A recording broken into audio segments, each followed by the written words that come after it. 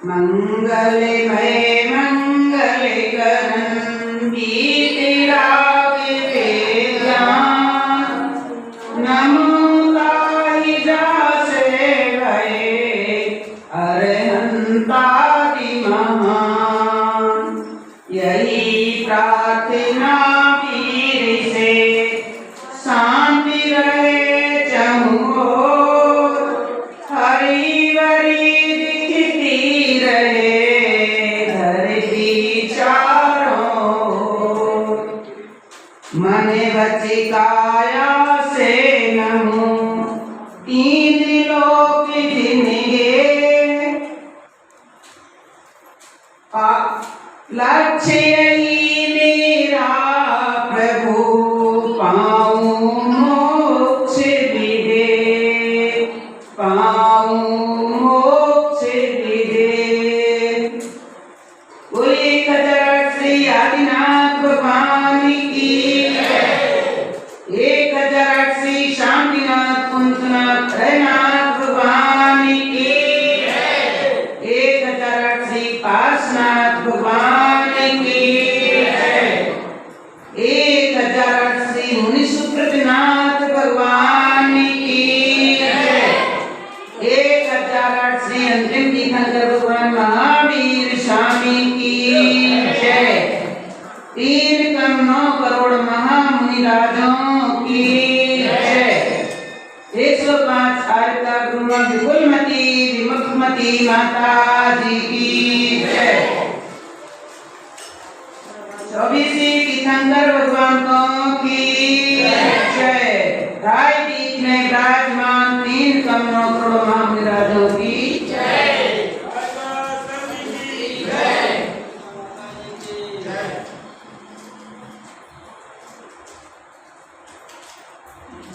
संसार में जितने भी पंथ हैं, आम्नाय संप्रदाय हैं, उनकी धारणा धर्म के संबंध से जुड़ी होती है। जितने भी पंथ हैं सब अपने अपने धर्मों को मानते हैं। जिन धर्म अपने धर्म को मानता है, बौद्ध धर्म अपने धर्म को मानता है, ईसाई धर्म अपने धर्म को मानता है, मुस्लिम अपने धर्म को मानता है, सिख आदि सब अपने धर्म को मानते हैं। तो उनकी धारणा धर्म से ही जुड़ी होती है। और जहाँ धर्म होता है वहाँ दया जरूर होती है। दया के बिना कोई धर्म नहीं होता। जब दया नहीं है तो धर्म रहेगा। तुलसीदास जी ने रामायण में लिखा है, परहित सरस धर्म नहीं भाई, पर पीड़ा सम नहीं अभिमाई। तुलसीदास जी ने कहा है कि पर के हित में जो काम आता है उसके समान कोई धर्म नहीं है। दूसरे का जो कल्याण करता है, हित माने कल्याण करना दूसरे का, उसके समान कोई धर्म नहीं है। और पर पीड़ा सम नहीं अभिमानी, तो दूसरे को पीड़ा देने के बराबर कोई पाप नहीं है। अघ माने होता है पाप। तो और तुलसीदास जी ने भी कहा है कि दया धर्म का मूल है, पाप मूल अभिमान। तुलसी दया न छोड़िए, जबलक घटने प्राण। मूल माने जड़। धर्म की जड़ क्या है? दया। धर्म की जड़ दया है। जिस प्रकार मकान की जड़ नींव होती है, उसी प्रकार धर्म की जड़ भी दया है। अगर हमारे मन में दया नहीं है तो हमारा पूजा पाठ स्वाध्याय आदि करना कोई कार्यकारी नहीं है। सबसे पहले दया होना चाहिए मन में, जीवों के प्रति दया। चौमासा क्यों मारा जाता है? क्योंकि साधुओं के मन में दया होती है कि पानी बरसने पर बहुत से जीवों की उत्पत्ति हो जाती है, तो वो चलेंगे, साधु विहार करेंगे तो उनसे जीवों की हत्या होगी, मरण होगा। इसलिए साधु जन चौमासे में 4 महीने के लिए एक स्थान पर रुक जाते हैं और वहीं रुक करके अपना धर्म ध्यान करते हैं। और साधु का भी उपकार और श्रावक का भी उपकार उसी से होता है। जैसे आज माता जी यहाँ नहीं होती मान लीजिए, तो आप लोग सब लोग पूजा करके अपने घर चले जाते, यहाँ काहे को बैठते, अपना अपना करके और चले जाते। और यही नहीं, सभी जगह का ये माहौल होता है। और साधु जन यहाँ होते हैं तो श्रावक भी अपना टाइम निकाल करके थोड़ा सा माता जी महाराज जी के प्रवचन सुनने के लिए यहाँ बैठ जाते हैं। तो एक गाड़ी के 2 पहिए होते हैं, एक पहिए के बिना गाड़ी कभी नहीं चल सकती। तो धर्म के भी 2 पहिए हैं, जैसे श्रावक और मुनि।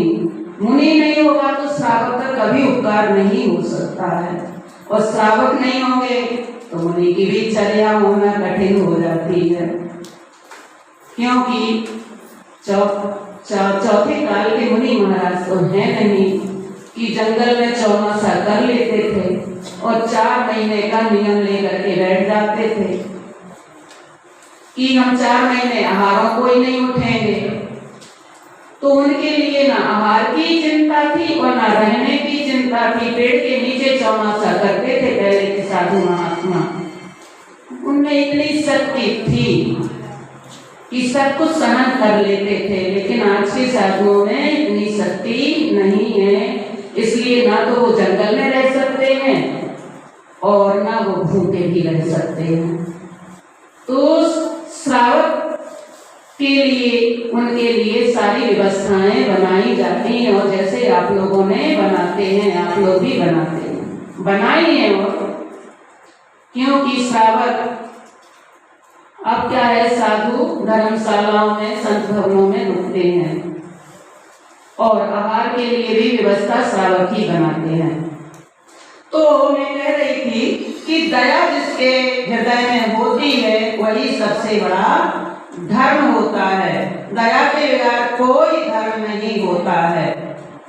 जैसे कुंदकुंद महाराज जी ने कहा है कि दया विशुद्धो धर्मो, दया ही सबसे बड़ा धर्म है, रहम दिल भी सबसे बड़ा धर्म है। निसंदेह दया सेवा भावना जो होती है दया की धर्म की कोटि में आती है। अगर हमारे अंतरंग में दया नहीं है तो ऊपर की क्रियाकलाप कोई काम की नहीं है। तो इसमें साथ की भावना से अगर हम दया करते हैं तो वो हमारा एक तरह से व्यापार ही हो जाता है। तो निस्वार्थ भाव से ही हमें दया करनी चाहिए।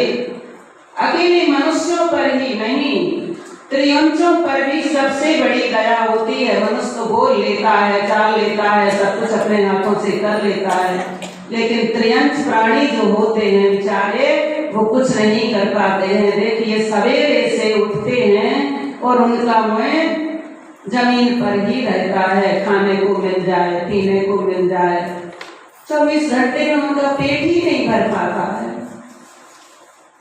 उन्होंने ऐसे कर्म किए थे कि इस जन्म में उन्हें त्रियंच योनि मिली है, और अपन लोगों ने इतने अच्छे कर्म किए थे कि हम लोग यहाँ सब तरह से महफूज होकर के यहाँ बैठे हैं। न खाने की न पीने की कोई कमी नहीं है। तो दया के कारण ही हमें ये सब कुछ मिला है। महान बात देखिए, किसान भी अपने पालतू जानवरों को खवाता है, पिलाता है, सब कुछ करता है। एक बार की बात है, दया के विषय में, दया से ही, सेवा से ही मेवा मिलती है। सेवा करना ही तपस्या है, सबसे बड़ी पूजा सेवा ही है। एक बार की बात कि जीवनधर कुमार पूजा की थाली लेकर के शुद्ध धोती दुपट्टा पहन करके मंदिर जा रहे थे। अष्टद्रव्य की पूजा की थाली सजा करके, सोने की थाली सजा करके और पूजा करने मंदिर में जा रहे थे। रास्ते में क्या हुआ कि कहीं भंडारा हो रहा होगा। अदर कास्ट के भंडारा ज्यादा करते हैं, खिलाना पिलाना। तो कई मठाधीश मठ में जो उनके मठाधीश होते हैं वहाँ भंडारा हो रहा होगा। तो एक कुत्ता बेचारा अंदर चला गया और उसने क्या किया कि उनका कुछ सामान जूठा कर लिया। अब उस कुत्ते को मठाधीशों ने इतना मारा, डंडों से इतना मारा कि बेचारा सांसें गिरने लगा और बाहर निकाल दिया। तो वो सड़क पे पड़ा था। इतने में जीवनधर कुमार जी जा रहे थे पूजा के लिए, शुद्ध धोती दुपट्टा पहन के हाथ में पूजा की थाली लिए हुए जा रहे थे।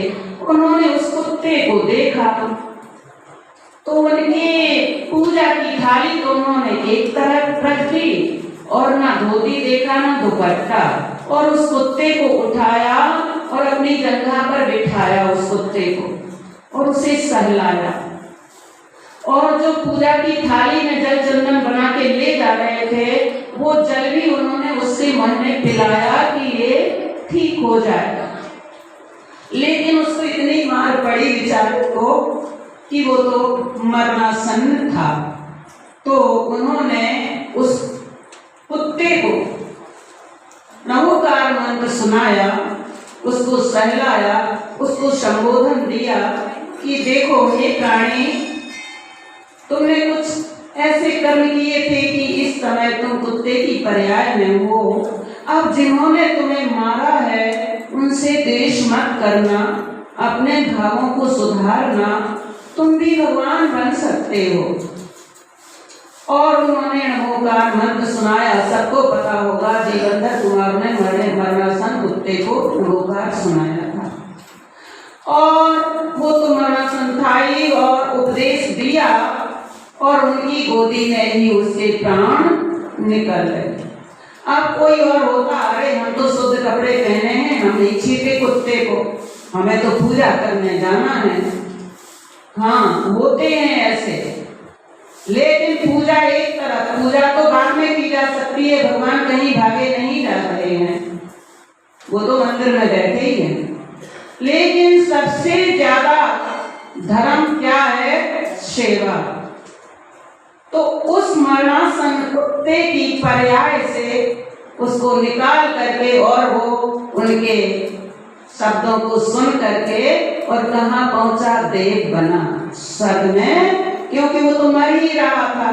तो जीवनधर स्वामी का उसको क्या मिल गया? सानिध्य मिल गया और मर करके वो देव बना। जीवनधर कुमार का चरित्र जो कोई पढ़ेगा उसे सब कुछ मालूम चलेगा कि वो देव ने अवधि ज्ञान से सब अपना पूर्व का जान लिया वृतांत की मैं यहाँ कैसे आ गया, मैं तो कुत्ते की पर्याय में था। तो वो देव बन के फिर आता है और जीवनधर कुमार को नमस्कार करता है। और जहाँ जहाँ वो थोड़ा है जीवनधर कुमार का चरित्र, कहाँ उनका जन्म हुआ था? जंगल में हुआ था। तो जहाँ तक उनको जहाँ जहाँ उन्हें मुसीबत पड़ी वह देव आकर के उन्होंने, उस देव ने हर जगह उनको सहायता की, क्योंकि उन्होंने उसका उपकार किया तो उसने उसका उनका उपकार किया। परस्प्रभो जीवानाम, परस्प्रभो जीवानाम लोग शास्त्र में अपन पढ़ते हैं। उसी में एक और दृष्टांत आता है कि उसी प्रकार एक बार पदम रुचि नाम के सेठ जी यात्रा करने चले जा रहे थे। मार्ग में उन्हें एक बैल पड़ा दिखाई दिया, मरणासन अवस्था में बेचारा पड़ा था। तो पदम रुचि सेठ जी अपने रथ से उतरे और उसको उन्होंने सहलाया। उसको जगह जगह घाव हो गए थे, उसके घाव धोए, मरहम पट्टी की और उसको प्रभु का मंत्र सुनाया। पढ़ा होगा आपने, आप आदिनाथ भगवान का चालीसा पढ़ते, उसमें भी आता है तो वो मरकर देव हुआ और पद्म रुचि जो सेठ थे वो कौन बने आपको पता है? अष्टम बलभद्र श्री रामचंद्र जी। रामचंद्र जी बलभद्र, 9 बलभद्रों में 8वें बलभद्र हैं वो। तो बताइए, और वो बैल कौन बना? सुग्रीव। पहले देव बना, स्वर में गया और देव की पर्याय से खत्म होकर के और आकर के सुग्रीव बना, विद्याधरों का राजा। क्योंकि रामचंद्र जी बने, राम की पर्याय में जो राम जी जो पद्म रुचि सेठ की पर्याय में थे तो उन्होंने उनका उपकार किया। अब सुग्रीव ने, आपने पता ही है कि जब रामचंद्र सीता जी हरण हो गई थी तो सुग्रीव ने भी रामचंद्र जी की सहायता की, उन्होंने ही पता लगवाया सीता का, तो सुग्रीव ने उनकी सहायता की, रामचंद्र जी की।